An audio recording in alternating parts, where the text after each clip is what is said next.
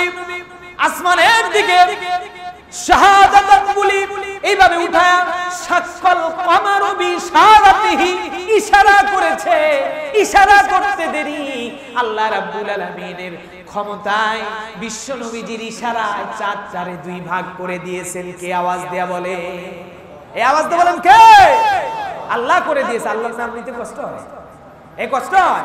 তাহলে সকলে জবান খুলে বলবেন, আল্লাহর রাসূল যখন চাঁদে আঙ্গুল দিয়ে ইশারা করেছে, ওই চাঁদ দুই ভাগে বিভক্ত করে দিলেন কে? আর আওয়াজ দিয়ে বলেন কে? হ্যাঁ, এইভাবে আল্লাহর নবীজি ওনার এমন ইলম, এমন জ্ঞান, আল্লাহ নবীজিকে দুনিয়ার সব কিছুর জ্ঞান আল্লাহর নবীর অন্তরে দিয়ে দিয়েছে। সুবহানাল্লাহ। নবীজিকে অনেকে বলে রাসূল সাল্লাল্লাহু আলাইহি ওয়াসাল্লামের ক্ষমতা কম। আমি বলি না, তাদের জ্ঞান কম। বলে আল্লাহর নবী আমাদের মতো মানুষ, উনি কি একই দিনে একই সাথে লক্ষ মানুষের সঙ্গে দেখা করতে পারবে? আমি বলি হ্যাঁ, আল্লাহ ওনাকে এই ক্ষমতা দিয়েছে। সুবহানাল্লাহ বলবেন না? কেমন করে? আপনি 100টা বালতি এক জায়গায় পানি দিয়ে ভর্তি করে রাখবেন। কয়টা বালতি? 100 বালতি পানি দিয়ে ভরে রাখবেন। আর ওই পানির ভিতরে যখন চাঁদ উঠবে, কি উঠবে? আকাশের চাঁদ যখন উঠবে, এই চাঁদ ওঠার পরে বালতি গুলারের দিকে একটু তাকায় দেখবেন, চাঁদ কিন্তু আসমানে কয়টা? একটা। একটা চাঁদ আসমানে, আর 100টা বালতির ভিতরে একটা চাঁদই দেখা যায় না। 100টা বালতিতে 100টা চাঁদ দেখা যায়। কথা বলেন না কেন? 1000 বালতি যদি হয়, চাঁদ 1000টাই হবে। কি কথা বলেন ঠিক কিনা? আসমানে কিন্তু একটাই আছে, কিন্তু বালতি যত বাড়াবে, 1 লক্ষ যদি হয়, 1 কোটিও যদি হয়, তা ওই এক চাঁদ 1 কোটি বালতিতে দেখা যায়। সুবহানাল্লাহ বলে। আমার নবী একজন কামলিওয়ালা, মদিনাওয়ালা কামলিওয়ালা। উনি একটা এমন চাঁদ, যেই চাঁদ একবার আকাশে উঠলে গোটা পৃথিবীর মানুষ একসঙ্গে দেখতে পারবে। সুবহানাল্লাহ। নবীজি ওই চাঁদের চাইতেও বেশি পাওয়ারফুল। কথা কোন ঠিক কিনা? আবু জেহেল বলেছিল, মুহাম্মদ আমার ভাতিজা, তুমি যদি চাঁদটাকে দ্বিখণ্ডিত করে দেখাইতে পারো, তাইলে আমি কালেমা পড়ে মুসলমান হব। আল্লাহর নবীর দয়ার শরীর ভাবছে যে এবার চাচা মনে হয় লাইনে আসবে, কিন্তু চাচা যে কি পরিমাণ বাটপার, এটা তো আর আল্লাহর হাবিব ওইভাবে বুঝতে পারে নাই। আল্লাহর নবী আসমানের দিকে শাহাদাত বলি এইভাবে উঠায়া শাক্কাল কমারু বিশারাতিহি ইশারা করেছে। ইশারা করতে দেরি আল্লাহ রাব্বুল আলামিনের ক্ষমতায় বিশ্ব নবীজির ইশারায় চাঁদ চারে দুই ভাগ করে দিয়েছেন। কে আওয়াজ দেয়া বলে? এই আওয়াজ দিয়ে বলেন কে? আল্লাহ করে দিয়েছে। আল্লাহর নাম নিতে কষ্ট হয়? এই কষ্ট হয়? তাহলে সকলে জবান খুলে বলবেন, আল্লাহর রাসূল যখন চাঁদে আঙ্গুল দিয়ে ইশারা করেছে, ওই চাঁদ দুই ভাগে বিভক্ত করে দিলেন কে? আর আওয়াজ দিয়ে বলেন কে? হ্যাঁ, এইভাবে শক্তি প্রতিদিন তো আর ক্ষয় হয় না। রাসূল না হলে পৃথিবীতে কিছুই হতো না। সেই রাসূলের জন্য আজকে জবানের আওয়াজটা একটু আমরা হাদিয়া পাঠিয়ে দিলাম, অসুবিধা হবে? লিল্লাহি তাকবীর, নারায়ে তাকবীর। মাশাআল্লাহ, মাশাআল্লাহ। আল্লাহ আমার এই কলিজার টুকরা মুসল্লিদেরকে, আমার বাপজানদেরকে, আমার যুবক ভাইদেরকে আল্লাহ ইসলামের জন্য কবুল করে, বলেন আমিন। আসলে আপনাদের এই আন্তরিকতা, এই আয়োজন আমার প্রাণটা ভরে গেছে।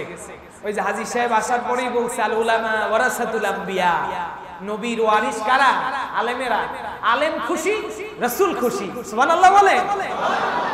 আপনার মসজিদের ইমাম খুশি, মদিনার মসজিদের ইমাম খুশি। সুবহানাল্লাহ বলবেন না? তাও মদিনার মসজিদের বর্তমান ইমাম নয়, 1400 বছর আগে যে ইমামের মুসল্লায় মুহাম্মদ রাসূলুল্লাহ নিজে ইমামতি করেছে। সুবহানাল্লাহ। এজন্য আলেমদের প্রতি ভালোবাসা রাখবে, তাহলে আমার আল্লাহ রাসূল দুইজনই খুশি হয়ে যাবে। আল্লাহ নবী আর আল্লাহ যদি খুশি হন, আমার আপনার আর কি লাগে ভাই? কথা বলেন ঠিক কি না? মসজিদের বারান্দায় মা এসে ডাক দিয়েছে সন্তানকে, সন্তানকে পরিচয় দেন নাই, কিন্তু আল্লাহর নবী তো আগের থেকেই জেনে ফেলেছে এই বৃদ্ধ মানুষটার পরিচয় কি। এই বৃদ্ধ মানুষটাকে পরিচয় পাওয়ার পরে আল্লাহর নবীজি মুহাম্মদুর রাসূলুল্লাহর মাথার উপরে উনি সার্বক্ষণিক পাগড়ি ব্যবহার করতেন। পাগড়ি ব্যবহার করা সুন্নাত।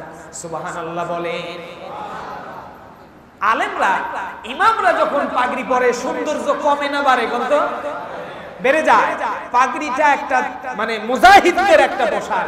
যেমন আপনার যুদ্ধের ময়দানে হেলমেট পরে, কি বলে হেলমেট, লোহার ছিল আগে, তারপরে আপনার ওই যে কি বলে ওই যে কাঁসা বা পাতি আছে না এরকম স্বর্ণের মতো দেখতে, এটার আপনার এই ছিল, হেলমেট ছিল, এটা পরে হাতে তরবারি নিয়ে যুদ্ধ করেছে।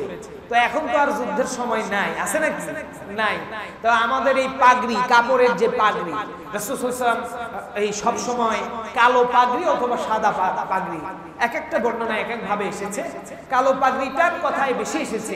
আল্লাহর হাবিব কালো পাগড়ি ব্যবহার করতেন। বৃদ্ধ রমণীকে দেখা মাত্র মাথার এই পাগড়িটা খুলে বৃদ্ধ রমণীকে বসার জন্য দিয়ে দিয়েছে। সুবহানাল্লাহ। রাসূলের মাথার পাগড়ি আমরা পাইলে তো আমরা মাথায় করে রাখতাম, কোথায় রাখতাম? বেয়াদবি না হয়ে যায়? কি কথা বলেন ঠিক কিনা? এমনি রাসূলের এখনো মিশরের জাদুঘরে আল্লাহর হাবিবের ব্যবহার করা যেই পাত্রে ওযু করেছেন এটা আছে। মিশরের জাদুঘরে আল্লাহর হাবিবের চুল মুবারক আছে। মিশরের জাদুঘরে রাসূল যে আল্লাহর হাবিবের টুপি মুবারক ওটাও ওনারা সংরক্ষণ করে রেখেছেন। আল্লাহর হাবিব যে জুতা মুবারক পরে পরে হেঁটেছেন এই জুতা মুবারক আছে। আল্লাহর হাবিবের হাতের ভিতরে একটা আংটি ছিল, এটাই সিলমোহর ছিল, মুহাম্মদুর রাসূলুল্লাহ লেখা। এই সিলমোহরটা সংরক্ষণ করে মিশরের জাদুঘরে রেখে দিয়েছেন। তাহলে পাগড়ি থাকলে আমাদের কাছে আমরা কোথায় না রাখতাম। সুবহানাল্লাহ। ওনার পাগড়ি মুবারকটা খুলে যখন মেজের ভিতরে পারিয়ে দিয়েছেন, এই বৃদ্ধা রমণী পাগড়িটার উপরে বসেন নাই, পাগড়িটা হাতের ভিতরে নিয়ে বললেন, খোঁজ খবর নিলেন। সন্তান তো যাই হোক, উনি পেটে না রাখলেও ওনার বুকের দুধ খেয়ে মুহাম্মদুর রাসূলুল্লাহ বড় হয়েছে, তাহলে তার ভিতরে তার আন্তরিকতা কম না বেশি বলেন তো? এবং হালিমাতুস সাদিয়া রাদিয়াল্লাহু তাআলা আনহা বর্ণনা করেন, আমি যখন শিশু মুহাম্মদকে আমার বাড়িতে নিয়ে যাই, আমার সম্পদের ভিতরে আল্লাহ এত বরকত দেয়, আমার ছাগল খালি বাড়তেই থাকে, আমার উট খালি বাড়তেই থাকে, আমার যেই জমিতে ফসল হতো না ওই জমিতে ভরপুর ফসল আল্লাহ রাব্বুল আলামিন দান করেছে। সুবহানাল্লাহ। রাসূল সাল্লাল্লাহু আলাইহি ওয়াসাল্লাম যেই বাড়ির মেহমান, ওই বাড়িতে কি আর্থিক অবস্থা আর খারাপ থাকতে পারে? পারে না। সুবহানাল্লাহ।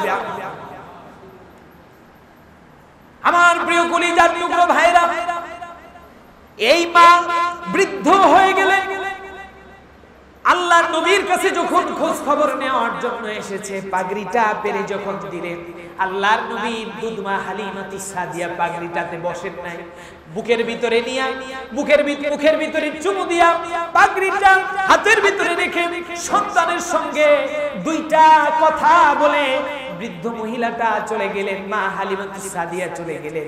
এরপরে সাহাবীরা এসে আল্লাহর নবীরে জিজ্ঞাসা করলেন, ইয়া রাসূলুল্লাহ, ইয়া হাবিবাল্লাহ, আপনার প্রস্রাব পায়খানা আমরা দুনিয়ার কোন জায়গায় কোনদিন দেখি নাই, যেই শরীরে মশা মাছি পুরা হারাম। ইয়া রাসূলুল্লাহ, আপনার শরীর থেকে রক্ত মোবারক বের হচ্ছিল, আমি সাহাবী এই রক্ত খেয়ে ফেলেছি। এই কারণে বলেছেন, রক্ত যে আমার সাহাবী খেলো জাহান্নামের আগুন তার জন্য হারাম হয়ে গেল। আল্লাহু আকবার। ইয়া রাসূলুল্লাহ, আপনার মর্যাদা আমাদের কাছে এত বেশি, এই মর্যাদার সবচাইতে বেশি মর্যাদা শরীরের ভিতরে যত পোশাক আছে তার ভিতরে টুপির মর্যাদা কম না বেশি? বলেন। টুপির মর্যাদা বেশি। শরীরে পাঞ্জাবি, জুব্বা, লুঙ্গি, গামছা এগুলোর চাইতে, জুতার চাইতে টুপির মর্যাদা বেশি। টুপির উপরে থাকে কি? পাগড়ি। পাগড়ির মর্যাদা তাহলে আরো বেশি। কথা বলেন ঠিক কিনা? এই পাগড়ি মুবারক খুলে আপনি একজন সাধারণ রমণীর বসার জন্য দিলেন। ইয়া রাসূলুল্লাহ, আমরা মানতে পারি নাই, এত কষ্ট পেয়েছি ইয়া রাসূলুল্লাহ। কি পরিচয় এই রমণীর? কে এই রমণী? ভাগ্যবতী রমণী। আল্লাহর নবীর চোখে দরদর করে পানি। বলে, ও আমার সাহাবীরা, মার ভালোবাসা আমার কিসমতে তেমন জুটে নাই। আমার বয়স যখন 5 বছর 6 বছর, আমার মা বিদায় নিয়ে চলে গেল। আমাকে যেই মার দুধ খেয়ে আমি বড় হয়েছি, ওই মা এই যে যাকে আমি আমার পাগড়িটা দিয়ে বসতে দিয়েছিলাম, এই বৃদ্ধ রমণী আর কেউ না, যার দুধ খেয়ে বড় হয়েছি ইনি হলেন হালিমাতুস সাদিয়া। সুবহানাল্লাহ ওয়া বিহামদি। এই রমণী অন্য কেউ না, এটা হলো হালিমাতুস সাদিয়া। বলে এত মর্যাদা, আপনি ওই মায়ের গর্ভে আপনি পৃথিবীতে আসেন নাই। বলে ও আমার সাহাবীরা, জানো না তামাম পৃথিবীর সব সম্পদ যদি এক পাল্লায় রেখে দেয় আর মার বুকের এক ফোঁটা দুধ যদি অপর পাল্লায় রেখে দেয়, মার এক ফোঁটা দুধের দাম আমি মুহাম্মদুর রাসূলুল্লাহ দিতে পারবো না। এই জন্যই কবি বলে যে শরীরের চামড়াটাও দিয়া যদি মায়ের পায়ের জুতাও বানায়া দেওয়া হয়, এক ফোঁটা দুধের দাম আর পরিশোধ করা সম্ভব নয়। সুবহানাল্লাহ। আল্লাহর নবীর আদর্শ এমন ছিল, মুহাম্মদ রাসূলুল্লাহ তার মায়ের মর্যাদা, আল্লাহর হাবিব তো আর হুজুর সাল্লাল্লাহু আলাইহি ওয়াসাল্লাম তো আর বড় হওয়ার পরে মাকে সেবা যত্ন করার সুযোগ পান না। এজন্য মার মতো যারা ছিল কাউকে অপমান অপদস্থ করার সময় ছিল না, শুধু মর্যাদা দিয়ে তাদের মর্যাদা বৃদ্ধি করে দিয়েছে। বলেন সুবহানাল্লাহ। এমন ভালোবাসা পৃথিবীতে আর কোন মানুষ কি কোনদিন দিতে পেরেছে? আওয়াজ দিয়ে বলেন দেখেন, আল্লাহর হাবিবের আদর্শ এমন। এজন্যই তো বলেছেন ইন্নাকা লাআলা খুলুকিন আযীম, রাসূলের চরিত্র সবচাইতে উত্তম চরিত্র। সুবহানাল্লাহ। কোরআনে বলেছে আল্লাহ পাক ইন্নাকা লাআলা খুলুকিন আযীম, যেই চরিত্রের ভিতরে এক জাল্লা পরিমাণ কোন রকম কোন দুর্বলতা ছিল না। বলেন না আল্লাহু আকবার। আমার আপনার চরিত্রের ভিতরে এমনি দেখবেন নেতাদের মাইকিং করে, আমার নেতার চরিত্র ফুলের মতো পবিত্র, নামাজ পড়ে না এক ওয়াক্ত। কি কথা বলেন না কেন? নামাজের কথা যেহেতু আসলো, একটা উদাহরণ না দিলেই না। নামাজ আল্লাহর হাবিবের একেবারে লাস্ট সময়ে, ধরেন ওনার জীবনী তো এইরকম রাতে এক রাত পুরা বলেও কি শেষ করা সম্ভব? মাসের পরে মাস বলেও শেষ হবে না। কারণ আল্লাহর হাবিবের 63 বছর জিন্দেগি, 63 বছরের প্রত্যেকটা মিনিট, প্রত্যেকটা ঘন্টা, প্রত্যেকটা সেকেন্ড, এক একটা মিনিট সেকেন্ড এক একটা আদর্শ। বলেন সুবহানাল্লাহ। শেষ সময়ের কথা আল্লাহর নবী কি বলে গেলেন? বিশ্ব নবীজি জনাবে মুহাম্মদুর রাসূলুল্লাহ সাল্লাল্লাহু আলাইহি ওয়াসাল্লামের শেষ শিক্ষা ছিল, আল্লাহর নবী যখন মুমূর্ষ অবস্থায় দুনিয়া থেকে বিদায় নিয়ে চলে যাবেন, আল্লাহর হাবিব যখন অসুস্থ, কখনো হুঁশ কখনো বেহুশ, অসুস্থ অবস্থায় বিছানায় কাতরাচ্ছেন, আল্লাহর নবীজির সেবা শুশ্রূষা করতেছে। আল্লাহর নবীজির প্রিয়তমা স্ত্রী হযরতে আয়েশা রাদিয়াল্লাহু তাআলা আনহা, আমাদের ও বিবিরা আমরা যখন অসুস্থ হয়ে পড়ি আমাদের সেবা করে কি করে না? আওয়াজ দিয়ে বলেন না কেন? আমরা যারা অবিবাহিত তাদের মা কিন্তু সেবা করে সন্তানের। যেই সন্তানের সেবা 18-20 বছর তুমি অসুস্থ হয়ে বিছানায় পড়ে থাকো, জ্বরে খাইতে পারো না ঠিক মতো, তোমার নরম খাবার, যেই খাবারটা তোমার মুখে একটু ভালো লাগবে ওই খাবার রেডি করে দেয়।